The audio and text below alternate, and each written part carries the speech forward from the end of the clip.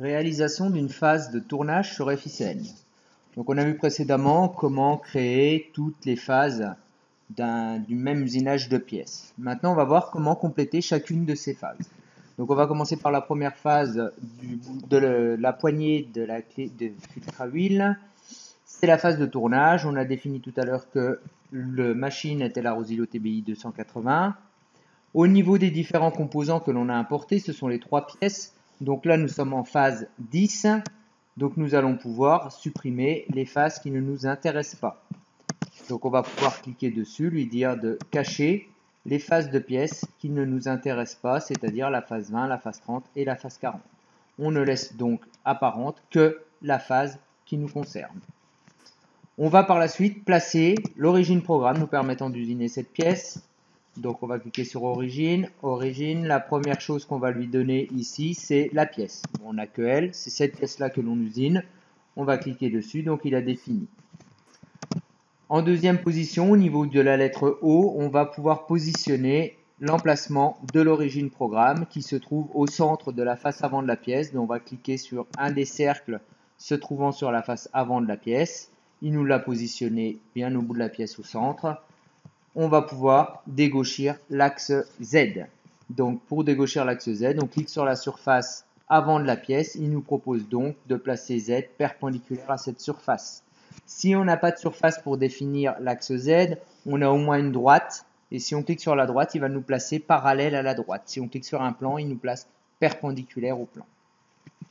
Ici, on a la possibilité de mettre un décalage entre l'origine du porte-pièce et l'origine programme. On va d'abord importer le porte-pièce et on verra après pour faire ce décalage.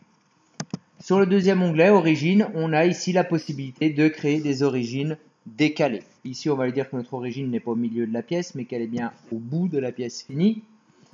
L'origine indexée, là, on n'en a pas besoin, c'est une simple phase de tournage. C'est pour des pièces un petit peu plus complexes. Le troisième onglet, c'est pour définir le brut. Donc ici, notre brut, c'est un brut de diamètre 40. On veut laisser sur la face avant 2 dixièmes pour pouvoir faire un dressage. Et c'est une barre, donc on va lui mettre 100 mm. C'est pas la peine de mettre trop grand non plus, sinon quand on va vouloir faire les zooms, on va se retrouver coincé. On va ensuite, donc ici c'est une zone de travail, donc c'est une zone qu'on va pouvoir définir pour protéger les endroits où on ne veut pas que l'outil aille. Pour le moment, on reviendra plus tard dessus si c'est nécessaire. On va par contre aller chercher le porte-pièce. Ici, il n'y a aucun porte-pièce, donc on clique sur le aucun et nous, on lui dit qu'on veut aller chercher le mandrin. Donc, il va nous importer le mandrin, il va nous le placer n'importe où. À nous de définir les morts. Donc ici, on a bien des morts durs, puisqu'on est sur une barre brute. Il nous dit que l'origine se trouve au pied du mort. Nous, on veut la mettre au sommet du mort, cette origine. Le diamètre de serrage, on a une barre de diamètre 40, donc on va serrer sur du diamètre 40. Et maintenant qu'on a importé notre mort, notre porte-pièce, on va pouvoir ici lui mettre un décalage. Notre pièce faisant 32 mm fini, on peut lui mettre une sortie de barre de 40 mm. On peut vérifier simplement à l'œil que notre barre est suffisamment sortie des morts pour ne pas avoir de problème. Une fois qu'on a tout configuré, on n'a plus qu'à valider et on a cette fois-ci notre pièce avec notre brut et notre porte-pièce qui bizarrement s'est fermé entièrement de positionner. Sur la phase de tournage, on ne va sélectionner aucune face, on va simplement venir lui dire nouvelle entité de tournage. Lui va calculer le profil en fonction de l'origine programme que l'on a placée. Donc c'est assez long à calculer, malgré que ce soit une pièce relativement simple. Voilà. Donc là, il calcule le profil de la pièce. Nous, dans un premier temps, ce que nous allons vouloir faire, c'est sortir la pièce, donc la mettre contre une butée. La pièce contre la butée, c'est la pièce brute que l'on va mettre contre la butée. Donc aucune des surfaces usinées ici ne nous intéresse. On valide sans rien sélectionner et il nous a créé la pièce brute de la pièce. On va pouvoir par la suite aller choisir les outils. Donc le premier outil qui va nous intéresser, c'est une butée. Donc en cliquant sur l'onglet outils, on nous propose ici tout le listing de machines. Alors la butée est mise dans outils divers, butée, remis outils divers, et on va sélectionner la butée. Attention, si vous validez à ce moment-là, il ne se passe rien. Il faut lui dire qu'on ajoute cet outil-là à la machine et on va le configurer. L'outil, par exemple, est positionné à l'emplacement 1. Si vous connaissez la jauge, vous pouvez la mettre. La machine est à l'arrêt, évidemment, pour mettre en butée. Une avance de 100 mm par minute en vitesse de travail, c'est-à-dire à la phase de fin de positionnement. C'est correct, on peut simplement valider notre outil. Notre outil apparaît donc ici dans cette arborescence. On sélectionne la surface que l'on veut. Avec cet outil-là, qu'est-ce que l'on peut faire sur cette surface? Mise en butée. Donc on va lui dire sélectionner la mise en butée, ajouter la mise en butée.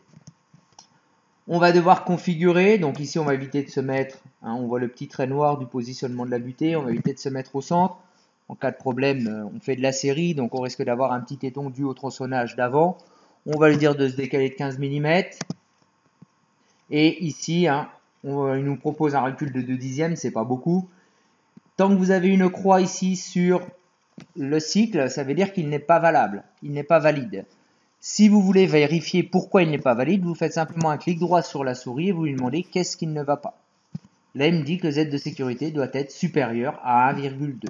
Nous, on va se mettre un Z de sécurité de 5 mm. On clique ailleurs pour le valider et normalement, cette fois-ci, il n'y a plus la croix, elle est donc valide. On a donc deux possibilités maintenant, soit on valide cette opération-là, ce que l'on va faire, et on apparaît ici dans les usinages la butée et l'opération de mise en butée. Dans les entités d'usinage, le brut. Pour les opérations suivantes, on va vouloir faire un dressage. Le dressage se fait encore sur le brut, donc on ne va pas recréer une opération de tournage. On va reprendre le brut et on va lui dire éditer l'entité d'usinage et on va venir rajouter les outils dont on a besoin et les usinages. Donc on va aller chercher nos outils. Outils de tournage extérieur, à charioter dressé, du Sandvik. On va aller chercher un PCLN 20 par 20 K12. On l'apporte. C'est pas un PCLN que j'ai pris, donc je me suis trompé. Ah, PCLN, ils sont dessus. 20 par 20, il est là. K12, il est ici. Donc c'est celui-là que je voulais. C'est l'outil numéro 2. On va lui dire, on est dans l'aluminium, on prend 300 mètres par minute en vitesse de coupe. On va lui mettre 2 dixièmes d'avance. N'oubliez pas, non, je me suis trompé là. C'est pas ça, ça c'est les jauges des outils. C'est en dessous. 300 mètres par minute en vitesse de coupe. 2 dixièmes en avance. N'oubliez pas de limiter la fréquence de broche. On va la limiter à 3000 tours. Et de mettre en route l'arrosage. Sinon, quand vous allez écrire le programme, l'arrosage ne sera pas déclenché. On valide notre outil. Sur le brut, avec cet outil-là, il m'a créé l'autre que je voulais pas. Qu'est-ce que je peux faire? Dressage, chariotage. Moi, je veux faire un dressage. Je vais lui dire ajouter. Comme ma pièce est percée, il me propose de m'arrêter au niveau du trou. Je n'ai pas encore fait le perçage, donc je lui dis d'aller jusqu'au centre. Je vais prendre une distance de sécurité de 5 mm, une profondeur de passe de 1 mm et une garde par rapport au brut de 5 dixièmes. Mon opération dressée est valide. On voit ici les trajectoires d'usinage en noir. Je peux faire comme la fois précédente, valider, ou sans sortir de ce module, lui dire nouvelle entité d'usinage. Je vais sélectionner une partie de l'entité que je veux usiner et à l'aide des flèches, sélectionner le reste du profil. Ok, ce profil extérieur, avec mon outil à charioter dressé, je veux ébaucher, je vais ajouter. Il me propose un brut de forme, mon brut est cylindrique, donc je lui dis que mon brut est cylindrique.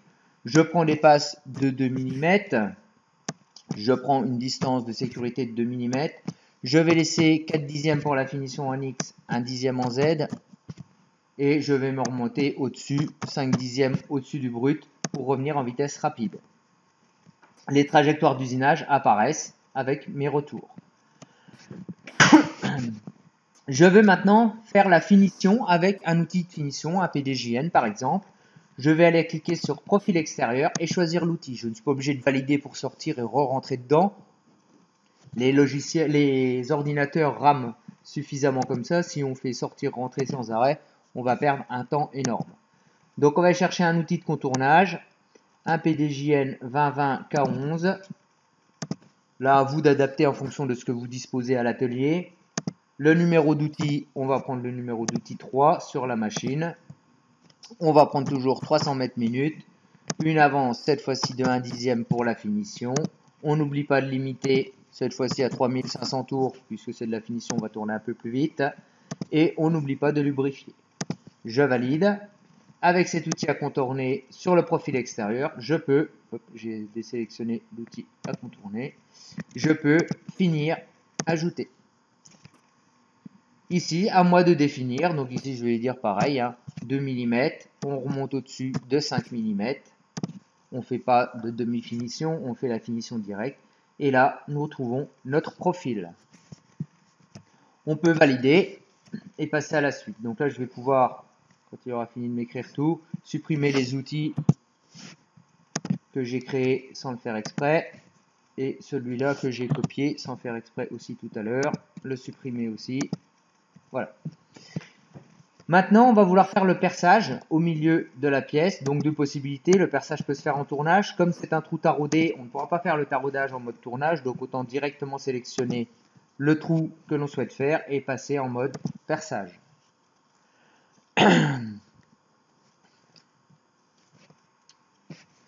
Je vais pouvoir aller choisir mon outil. Il me propose directement, puisqu'il a été dessiné correctement, c'est du M10, donc on perce à 8,5. Je vais aller chercher un forêt, un coupe-alu, Titex de 8,5.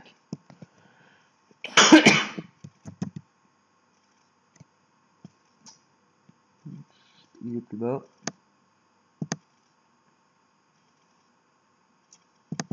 Forêt Titex 8,5. Je vais pouvoir le configurer. Outil, on va le monter à l'emplacement 4. On continue dans la suite. Attention, ici, il s'agit d'un forêt. Donc, lui nous propose de faire tourner l'outil. On est en tournage, c'est pas l'outil qui tourne. Il faut lui dire que c'est le mandrin qui tourne. Attention à bien définir le sens de rotation. Pour un forêt, c'est le sens horaire avec une tourelle arrière. Donc, on lui sélectionne le sens de rotation. On va pouvoir lui donner une vitesse de coupe. On est en ARS dans l'alu. Avec un forêt, on va se contenter de 40 mètres minutes. Une avance de 1 dixième. On n'oublie pas d'ajouter du lubrifiant. Là, c'est un forêt. Le diamètre du forêt ne change pas, donc on n'a pas besoin de limiter la fréquence de rotation. On va valider. Avec cet outil-là, on peut percer. Donc là, c'est de l'alliage aluminium. On va préférer débourrer pour éviter que le copeau ne colle dans les gougures. 5 mm de garde, on va lui dire tous les 5 mm, tu ressors pour évacuer le copeau. Mon opération est valide. Donc je pourrais valider tout de suite et retourner dedans, mais tant que je suis ici, je vais faire la même chose pour le tarot. Je vais donc nouvel outil. Dans les tarots, tarot à gougure hélicoïdale, puisque mon trou est non débouchant, il faut que je puisse évacuer le copeau. Un tarot M6. C'est un pas à droite, donc hélice à droite. Je vais le choisir. Outil numéro, j'en étais à l'outil 3, 4, 5. Outil numéro 5. Attention, il propose aussi de faire tourner le tarot. C'est pas le tarot qui doit tourner. C'est pas le tarot qui doit tourner, c'est le mandrin. C'est bien sens anti-horaire. Ici, on va lui donner la vitesse de coupe puisque l'avance est imposée. On va lui dire de tourner à 200 tours. Vérifiez bien que votre machine est capable d'avancer à 300 mm minute. Normalement, ça ne devrait pas poser de problème. Et on n'oublie pas de lubrifier. Je valide. Avec le tarot, sur ce trou-là, je peux faire tarauder ou tarauder débouché. Donc, je préfère tarauder débouché. Je vais lui dire tous les 5 mm, tu ressors. Et je vais me garder une sécurité de 2 mm au fond du trou pour être sûr de ne pas venir toucher le bout du perçage. Je valide. Et là, j'ai réalisé tous mes usinages concernant ma pièce. Donc, je peux soit simuler outil par outil, soit ici, en venant cliquer sur tournage, lui demander une simulation de la phase. En mettant enlèvement de matière, c'est encore plus parlant puisqu'il va nous mettre le brut. Et ici, en faisant la simulation, on va voir tous nos usinages. Donc, la mise en butée, le dressage,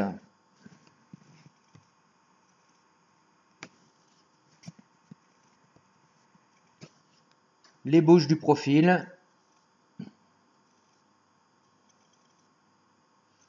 à ce moment-là, on peut aussi se rendre compte si l'on a des problèmes de collision avec le porte-pièce, puisque Efficien ne gère pas les collisions, donc visuellement on peut le voir, mais lui ça ne va pas lui poser problème de rentrer dans le porte-pièce. La finition du profil, le perçage. Donc la simulation est assez lente, hein, c'est une simulation en 3D. Vous avez un petit module sur SolidWorks ici qui vous permet aussi d'enregistrer la vidéo de votre usinage si vous le souhaitez. Le taraudage, je n'ai pas suivi s'il avait fait, non, voici le taraudage, donc tarot à gougure hélicoïdale. Et j'ai oublié l'opération, c'est vrai, j'ai oublié de tronçonner la pièce. Hein. Donc le tronçonnage se fait sur le brut, donc je vais reprendre le brut, éditer le brut. Je vais aller chercher mon outil à tronçonner. Donc outil tournage extérieur, outil à tronçonner, outil Sandvik. Donc à vous de voir en fonction de l'outil que vous disposez dans vos ateliers. Je vais choisir l'outil. Ici, il me dessine un outil à droite. Hein. Moi, je veux un outil à gauche, donc je peux le définir ici. Le correcteur, on va le positionner, on va mettre numéro d'outil 8, hein, on va le positionner en emplacement 8 tout simplement pour éviter de le placer à côté des forêts et tarots qui sont des outils relativement longs et qui risqueraient de toucher les morts éventuellement. Ici, on va lui donner une fréquence de rotation constante, on va lui dire de tourner à 1000 tours. Et une avance de 1/10. Comme on a donné une fréquence de broche constante, on n'a pas besoin de limiter la fréquence de rotation. On va valider sur le brut. Avec cet outil-là, je peux tronçonner, ajouter. Je vais prendre une garde de 5 mm. Vu que derrière, je dois faire une reprise en fraisage et faire un surfaçage, je vais laisser 2/10 de surépaisseur. Et je vais lui dire de descendre un petit peu en dessous de l'axe. Ok. Donc voici toutes nos opérations pour la phase d'usinage. On peut éventuellement refaire la simulation pour voir le tronçonnage. Nous avons terminé pour la phase de tournage.